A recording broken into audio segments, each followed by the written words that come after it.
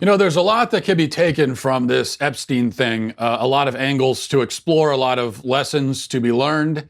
But here's one right from the top, I think. And this maybe is the main lesson. This is what we all can take from it. And that is, don't be a scumbag.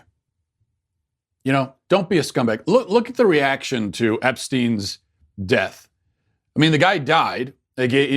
However he died, it was apparently somewhat gruesome. And how has the world reacted to that? Mockery, derision, anger, just because not because we're sad that he's dead, but because he didn't suffer enough, and he didn't get to testify against his friends. Certainly, no sadness, no mourning of any kind, no respect even. And for good reason. Don't take this the wrong way. I'm not sitting here saying that we should be more respectful of the pedophile sex offender because he's dead now. In fact, the whole idea that, you know, we should have respect for an unrespectable person just because they happen to die, to me, has never made a lot of sense. He's getting exactly the reaction he deserves. But that shows you something, doesn't it? It shows you he lived his life with no concern for basic human dignity. He had his sick, twisted fun in whatever way he wanted to have it. And all of that went away in the blink of an eye. And now he's a cold, lifeless corpse that was found on the floor of a jail cell. And the whole world now is spitting on his grave. And for as long as he is remembered at all, he will be remembered only as a profoundly evil, degenerate dirtbag. And that's all his legacy is going to be. And the most significant thing about his life is going to be his death. Only because we're trying to figure out how it happened. It shows you the futility of evil, doesn't it? This guy had his glamorous private islands and his jets and all of that kind of stuff. But then all of that was gone in an instant. And his body was just laying there on the cold cement floor. And people spent the weekend making fun of his suicide or apparent suicide with internet memes. It's just not worth it, I guess is what I'm trying to say. Being evil is just not worth it in the end. The trade-off isn't worth it. So I think that's the first lesson.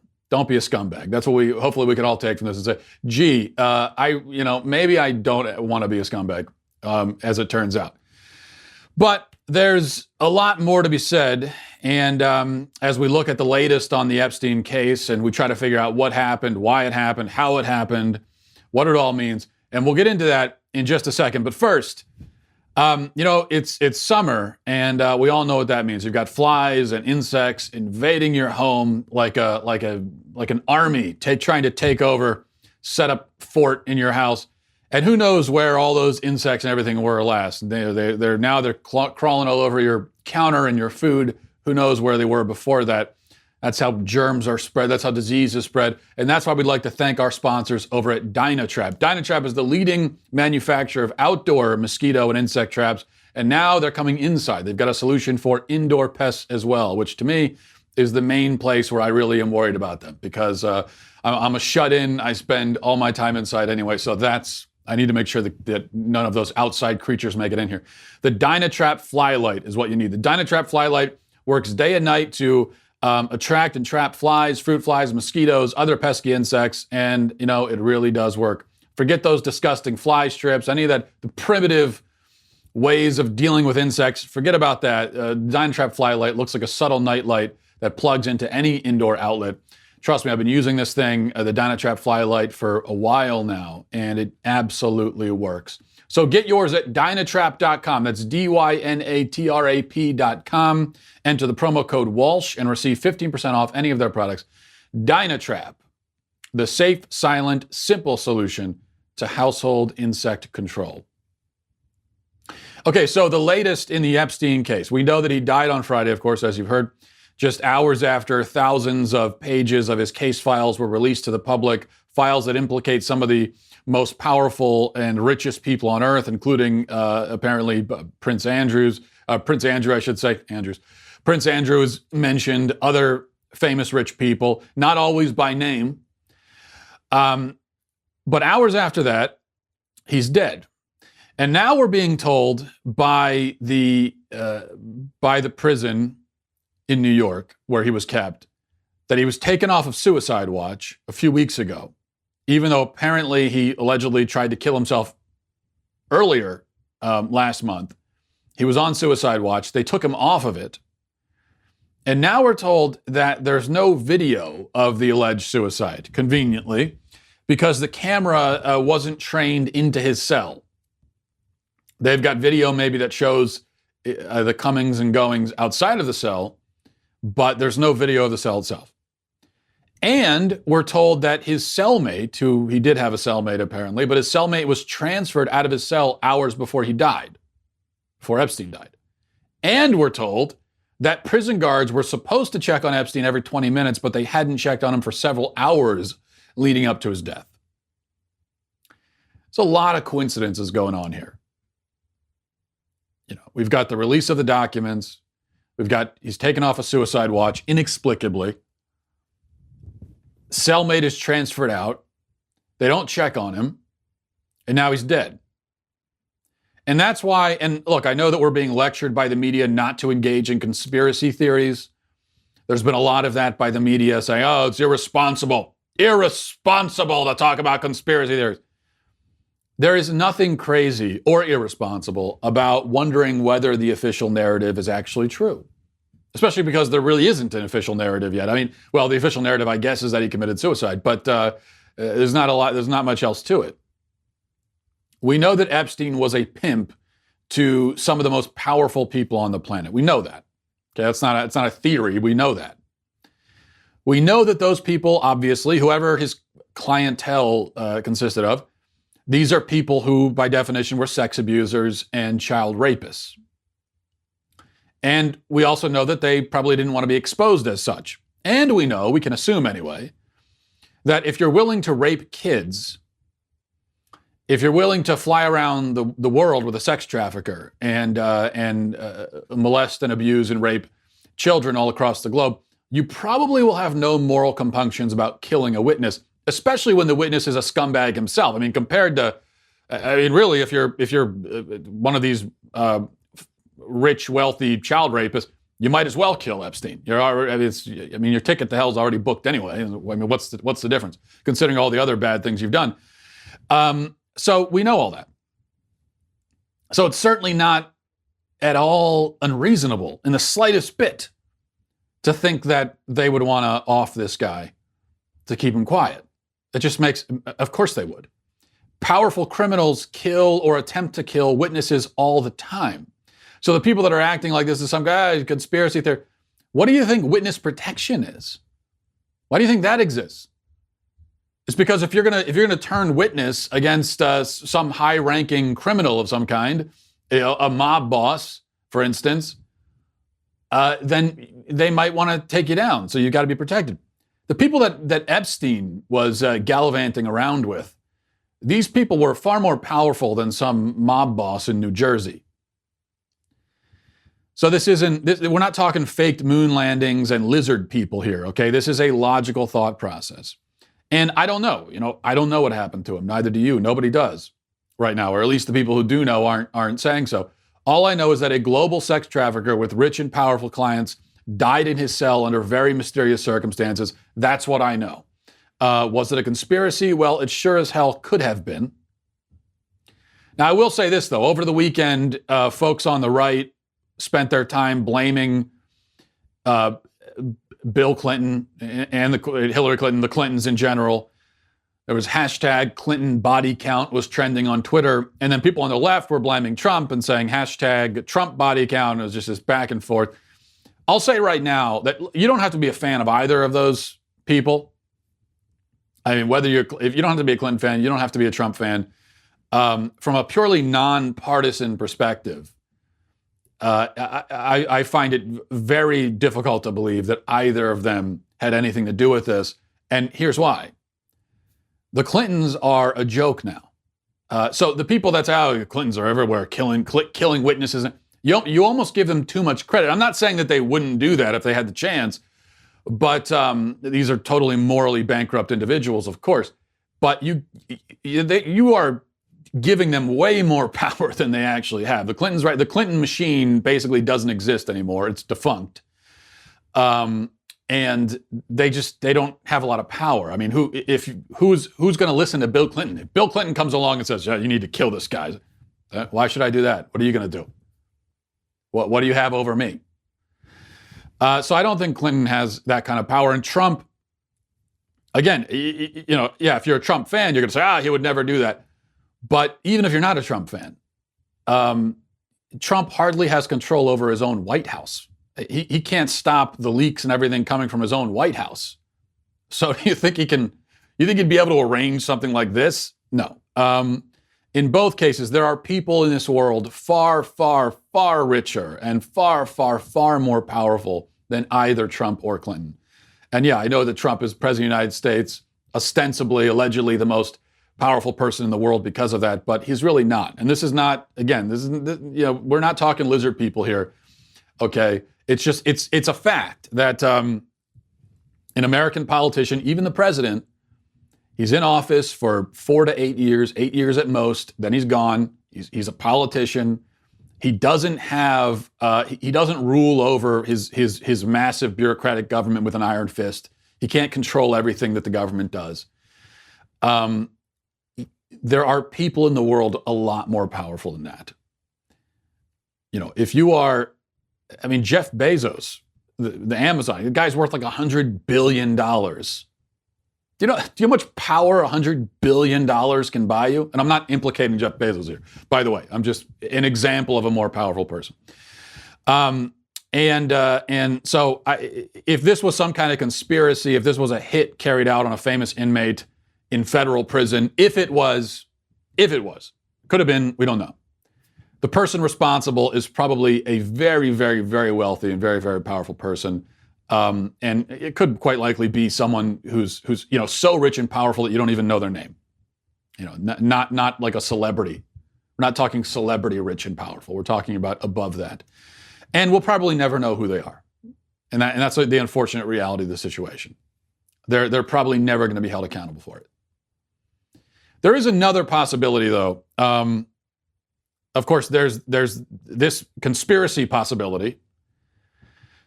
But there's more than that. And there's the more boring possibility. I want to talk about that in a second. But before we go any further, I want to thank our friends at Boland Branch.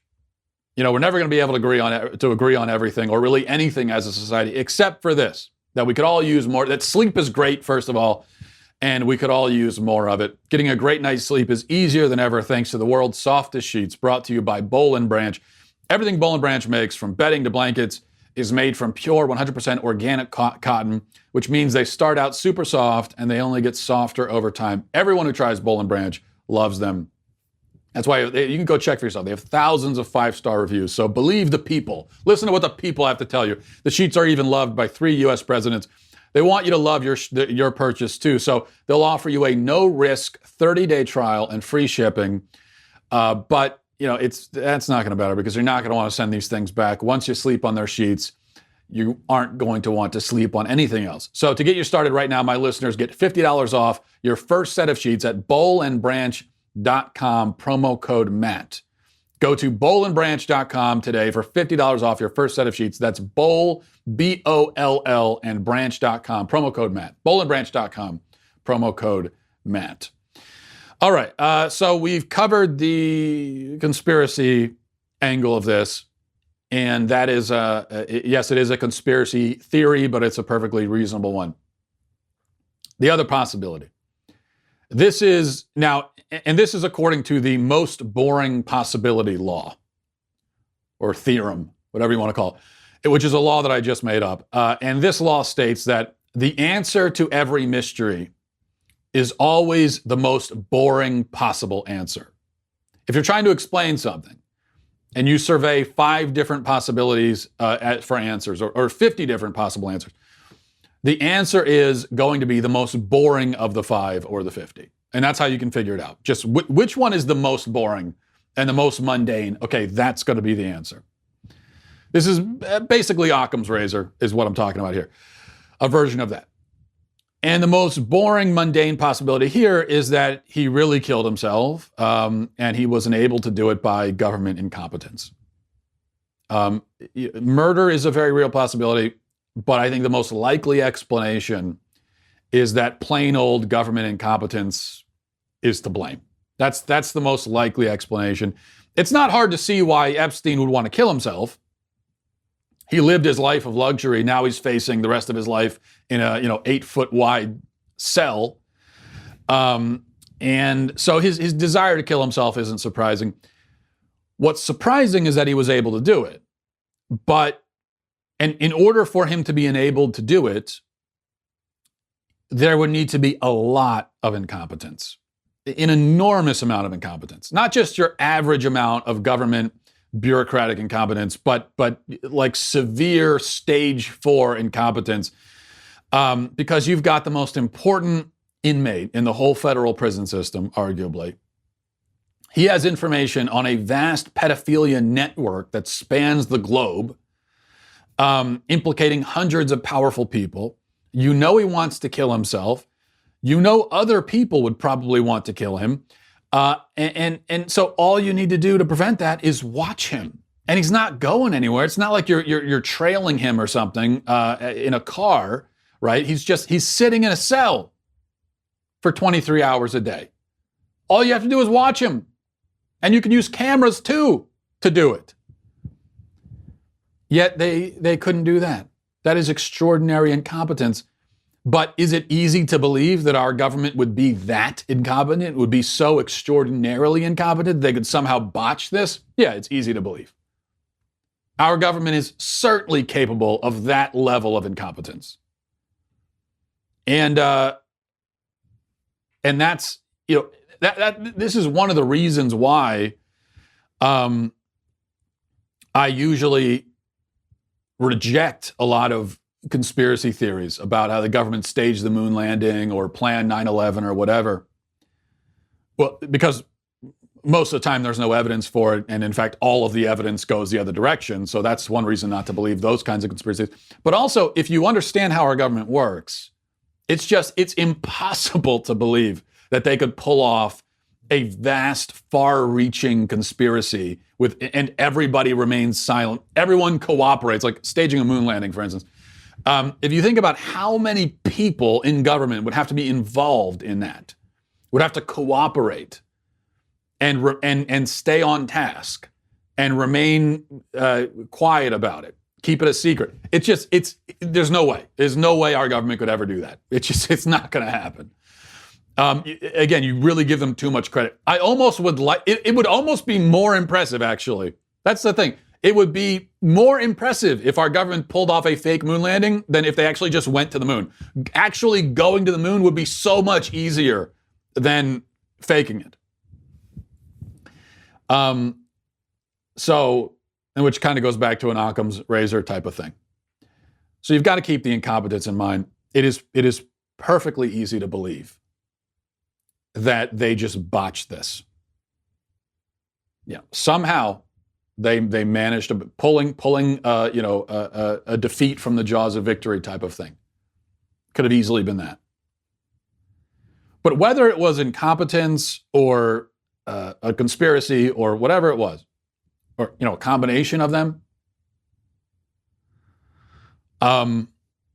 because there is a possible combination sort of thing where Epstein did kill himself, but the prison guards looked the other way, either because they just wanted to, because they hate him, or because they were paid off or whatever. Again, these are just possibilities. Who knows? Whatever it is, whatever the explanation is, and as I said, I don't think we're ever going to find out. But so whatever it is, it's always going to be speculative and theoretical. But whatever it is, the most depressing thing is that it just goes to show once again that the elites in this country are above the law. A lot of powerful people are probably going to escape prosecution now, like they always do. It was always almost too good to believe, not that this pedophilia network existed, but that they were actually going to be taken down. You think, okay, they got a guy like Epstein. I mean, how often do you arrest someone like that? And you think, are they finally now going to be able to take down some of these powerful scumbags? for once? Well, no, apparently not. And these people maintain their untouchability both through active efforts on their part and also by exploiting and relying on the incompetence of government. So whatever the explanation is, it's more of the same. And we tell ourselves this story in this country about we the people and the people have the power, right? That's the story we tell ourselves. That's the myth. That's the great American myth. And it is a myth because in the end, here, you or I, if we commit a crime, it doesn't matter what the crime is. It could be a crime way, way, way less severe than what these people with Epstein were doing. But you or I commit a crime, we're going to jail. But if you're, a billionaire, if you're well-connected, it really doesn't matter what you do. And this isn't just America. It's been this way across the world. It's been this way since the dawn of time. It's been this way everywhere, all the time. The difference is we like to think it's different here. Like we've set up a system that is impervious to that, but it's not. I still think it's the best possible system. Of all of the bad options, it's the best one. But this fact remains the same, that not everybody is subject to the law. And, it's that recognition that we all have about the just inherent unfairness of the system. That's what leads a lot of people to come up with these conspiracy theories. Even the conspiracy theories that are crazy and stupid, even those, I think there are otherwise intelligent people who buy into some of those, even though they should know better. There are otherwise intelligent people who buy into those because they have so little faith in the government. And we all have so little faith. That's why, you hear Epstein died, and immediately almost everyone thought the same thing. Because we just have so little faith in our system. All right. So apparently, moving on here, this past week was the 5th anniversary of Ferguson. You may remember Ferguson, leftists rioted and the media encouraged the riots over a false narrative after a thug who robbed a convenience store tried to kill a cop and it was shot in self-defense. You remember that, I'm sure. Well, some prominent Democrat presidential candidates decided to observe this solemn anniversary by blatantly lying about it. What else is new? Repeating debunked claims and stirring up racial hatred. Let me read a couple of these statements put out on Twitter by Kamala Harris and Elizabeth Warren. Kamala Harris said, "Michael Brown's murder forever changed Ferguson and America. His tragic death sparked a desperately needed conversation and a nationwide movement. We must fight for stronger accountability and racial equity in our justice system." And then Elizabeth Warren says, 5 years ago, Michael Brown was murdered by a white police officer in Ferguson, Missouri. Michael was unarmed, yet he was shot 6 times. I stand with activists and organizers who continue to fight for justice for Michael. We must confront systemic racism and police violence head on. This is what both of these women have done here. I know we're used to it now, but it would be difficult to overstate just how dishonest and cynical and despicable those statements are that I just read. Calling it a murder. Not just that, but also libelous. If I was, what was the officer's name? Darren Wilson. If I was Officer Wilson, I'd be suing both of these people. This is slanderous. They both know. Okay, I'll tell you right now, Elizabeth Warren and Kamala Harris, unlike maybe some of their stupid followers, these women themselves, they're smart enough to know, and they're plugged in, and they know that what they just said was a lie. He was not murdered. And that fact has been established beyond any reasonable doubt. There have been multiple investigations on the state and federal level under the Obama administration and Eric Holder that determined that this was not murder. This was not racism. This was not a hate crime. This was not murder. The grand jury investigation determined that. An investigation by the DOJ, once again, the DOJ under Eric Holder and Obama investigated this. And even they would have loved to find a reason to say that this was a hate crime, this was whatever. They were hoping, they were begging to find that evidence, and even they couldn't find it. Because all of the evidence went to vindicate Darren Wilson. Let's go over the facts again. And this is just off the top of my head because, I remember this. And so I know that these two people remember it. Michael Brown and his friend went to a convenience store and robbed the place for no reason, just for fun. It was a strong arm robbery. They're on video.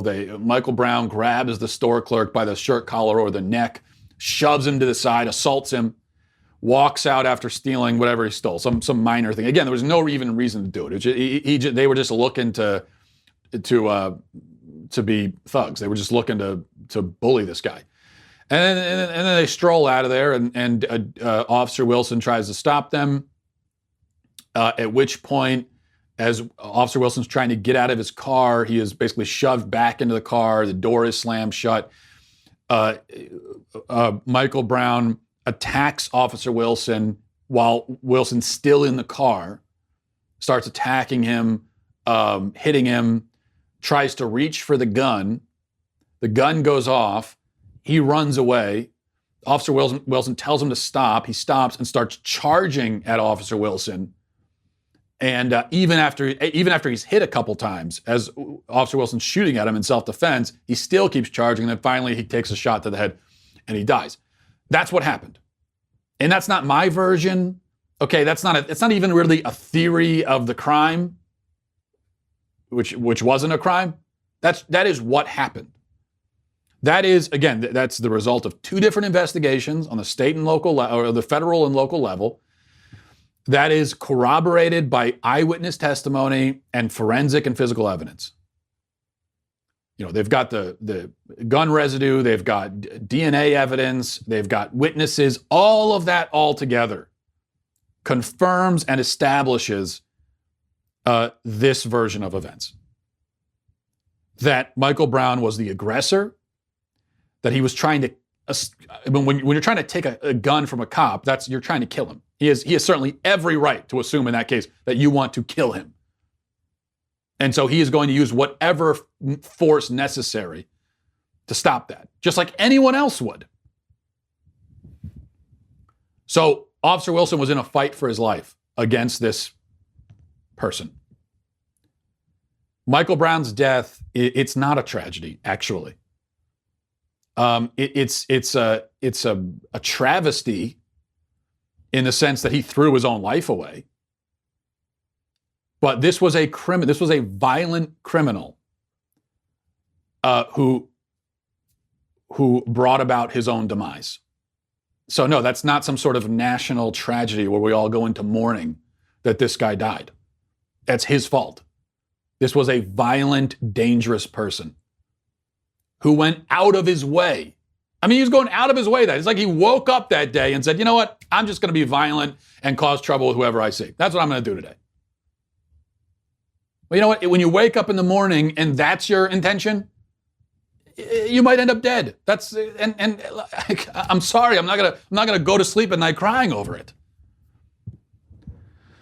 The saddest thing about the Ferguson case was not what happened to Michael Brown, who again was the aggressor, was trying to kill someone and was rightly killed in the process. And it is totally 100% his fault.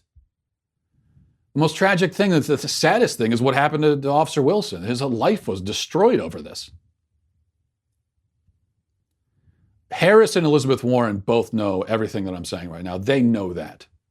In fact, there was a tweet that I found from Elizabeth Warren back 4 or 5 years ago, whenever it was, saying that she's grateful that the DOJ is investigating the Ferguson case because she wants to get straight answers. Well, then guess what? They investigated and they came up with straight answers and they released their report and they said, yep, look, we've looked at the forensics, we've talked to the witnesses, and yeah, this was not murder. That was the straight answer. Well, I guess apparently Elizabeth Warren, she didn't like the straight answers that she got.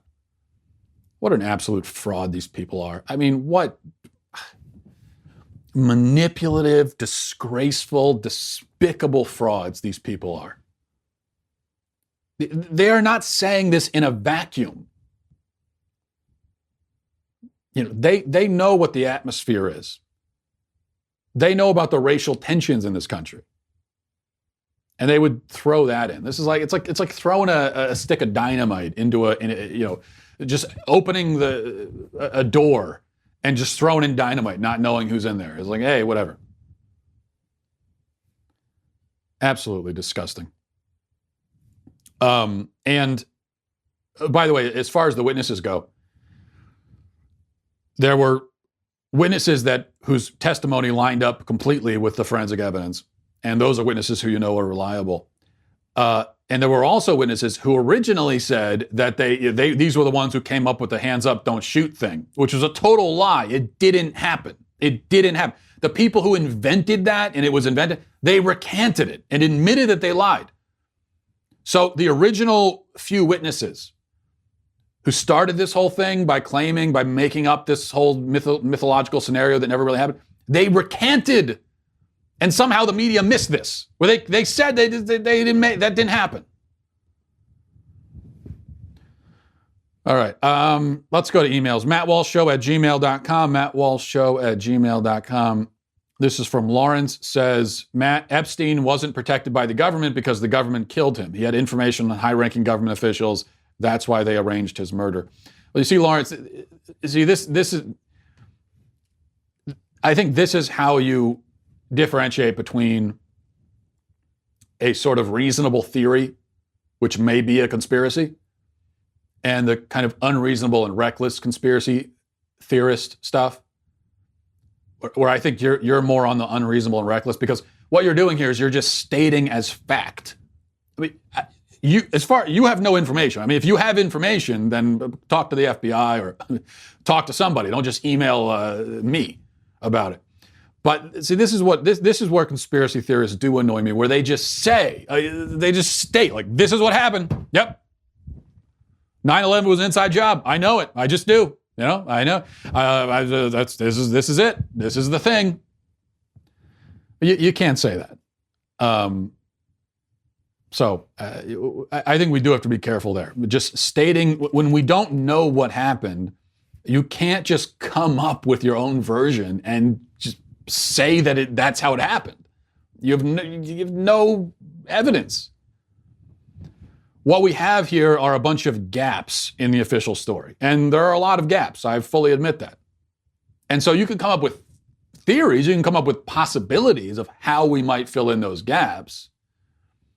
But whatever possibility you come up with in your head, the existence of the gap does not in itself prove your theory, because there are a million other possibilities.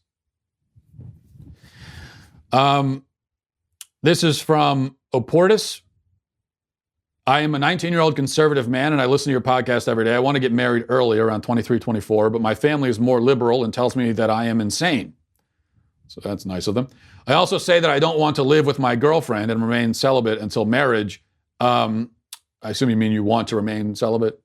You don't want to live with your girlfriend. What are some good arguments that could be made for not sleeping with your girlfriend until marriage, and also not to live together as well? People seem to dismiss these ideas way too quickly, in my opinion, and ridicule others who want or try to live up to these standards. Well, Oportus, if that's your real name, I think the first argument you should present in favor of this choice of yours is that it's your life, and this is how you want to live. Liberals are, if your family are liberals are supposed to respect that argument. I mean, that's really the only argument they respect. It's the only argument they ever make for anything. So you should be able to say, I don't care if you agree. This is what I want to do. They should respect that. Aside from that, I think there are a lot of really good, logical, practical reasons not to live together before marriage, and you don't even need to invoke morality or bring the Bible into it. I've written about this at length elsewhere, but just to be very brief here. First of all, despite common claims, a marriage is not something you can try out or try on. The thing that defines a marriage, that makes it a marriage, is not your physical proximity to the other person, although that's part of it, that's a feature. But the defining aspect of marriage is the bond, the union, the commitment that you make to each other. Therefore, by definition, you can't try out a commitment. You're either committed or you're not. There's no, hey, let's see what it's like if we're committed to each other. Because if that's what you're doing, then that's not, by definition, that's not a commitment. That's a preliminary sort of investigation. So you're either committed or you're not. Also, I find that people who live together before marriage tend to be looking for the wrong things. What you want in your marriage is someone who you love, who you trust, who you respect. Very important. In fact, I would underscore that 10 times, underline it 10 times and circle it, because respect in a marriage from both the husband and wife is so important. And I think what you find in a lot of marriages that fall apart, it's that both spouses just stop respecting each other. And if you don't respect your spouse anymore, your marriage is on life support. Your marriage is doomed, really. If you don't, because it's very hard. If you don't respect someone, it's very hard to conjure respect. And it's very hard to remain married to someone you don't respect, I would imagine. So respect is really important. So you have that, you have love, trust, respect. And then also, I think you need to share common goals and values. You don't have to have everything in common. And that's sort of my point here, but just on a really basic level, I think you have to have there has to be some commonality. If you have all of those pieces, then you're golden. Maybe not golden. Now, you're still going to have struggles, and marriage can still be difficult at times, and so you're still going to have to work through it. But that's all you need to take the plunge. And you can know all of that about someone. You can figure all of that out. I really believe you can figure that out if you're an adult. Now, if you're 14 years old dating your girlfriend who's your fellow sophomore in high school, then it's a different story. But if you're an adult dating someone, everything I just mentioned, I think you can figure that out in like 3 weeks. It really doesn't take much time of getting to know someone and talking to someone. I'm not saying you should get married after 3 weeks, but I think I really believe, and if this was the case for me, and you talk to a lot of people who've been married a while, a lot of them are going to tell you that, yeah, I knew within weeks. This isn't love at first sight. Love at first sight, of course, doesn't exist either, because there's no way just by literally at first sight. I remember the first time that I saw my now wife, when I was meeting her up for our first date, and I remember that seeing her, and I was attracted to her. But as a guy, you first see a woman, your first thought's going to be like, oh wow, she's hot. But it's not love. You can't know anything else about them just by looking at them. But I think very quickly you can get to know them, and once you know that, then that's all you need to know. Living with them only is going to tell you about lesser peripheral things, like their habits, their annoying quirks, and so on. But everybody has habits and quirks, and you shouldn't need to know what those are before you get married. Because if you do, if you're saying, well, I got to know all that stuff too before I get married, then you're never going to marry anyone, because everybody has stuff like that. So I think cohabitation emphasizes the wrong things. If you say, I got to live with someone for 2 years before I marry them, I think you got to ask yourself, like, what is it about them you're trying to find out that you don't already know? Finally, I think there's something to be said, a lot to be said, I think, for the unknown in getting married, the excitement, the risk. I think when you live together for 6 years and then you get married, you lose almost all of that excitement, that feeling that you're really striking out, starting a new phase of life together. I think especially in the beginning, that's so important to have that common feeling and that sense. It's a little scary, but I think it's important to have it. If you've already been living together for 6-7 years and then you get married, then your first day of marriage feels just like a normal Tuesday. it doesn't really, it's because it's just basically the same thing you've been doing all along. Nothing's really changed in terms of your everyday lifestyle. So I think all of those reasons are good reasons to not live together before marriage. Let's see. One more is from Katie. Says, "Hi, Matt. You asked for disturbing movies we wish we could unsee. Mine is definitely Pulp Fiction. The scene," in quotes, "the scene in that movie is etched forever in my memory." And I know what scene you're talking about. We all know the scene in Pulp Fiction. Yeah, we were talking about this on Twitter a few days ago. I don't remember how it came up, but I asked, what's a movie that you've seen that was so disturbing, horrifying, depressing that you wish you could unsee? Like you actively wish that you could erase it from your memory. Like a movie that you feel like changed you for the worse, and you'll never be the same because you saw it. And that question on Twitter got like 5,000 responses from people. And I think it backfired because I read through, not all of the responses, but I read through some of the thread, and I actually found that I was intrigued by a lot of the movies people were mentioning. They said, "Oh, I watched this movie. Never watch this movie. You'd never watch it. You'll never be the same." And now I'm thinking, now I got to kind of watch that movie. I'm just so curious. I got to watch it. So I feel like I'm going to traumatize myself now even more. But yeah, Pulp Fiction. I actually like Pulp Fiction. I don't know why I like Pulp Fiction. If you described Pulp Fiction to someone who hasn't seen it, it wouldn't sound like a good movie. And maybe it's not, but there is something I think engaging. Not about that particular scene. I agree is disturbing, but aside from that, I think it's an interesting movie. But I do. The movie that I nominated as a movie that I wish I could unsee is a movie called. I'm hesitant to tell you because I don't want you to go watch it out of curiosity, but it's a movie called Funny Games. If anyone ever suggests that you watch Funny Games, don't watch it. That's one that it's just a vile, disgusting movie that shouldn't exist. And I watched it years ago, and I still think about it frequently. And especially now that I have kids, for reasons that I won't go into, based on what's in that movie. And I wish I could unsee it. The thing is, when I was younger, I used to have a pretty high tolerance for disturbing and grotesque movies. And as I've gotten older, though, and talking to some people as we were discussing this on Twitter, there are a lot of people that have gone through a similar thing, where for some reason when you're younger, you kind of, you're more into watching those kinds of movies, and it doesn't bother you as much. But as you get older, you just see how absurd it is. Like, if I'm going to go watch a movie, and I'm not saying that every movie I watch has to be happy-go-lucky, tear-jerker, happy ending. I'm not saying that at all. But the experience of being viscerally disturbed, right? Why would I go seek out that experience? That's another reason why I don't really watch horror movies anymore. Because why would you want to feel that way? To feel horrified, terrified, disturbed, it's not an enjoyable sensation.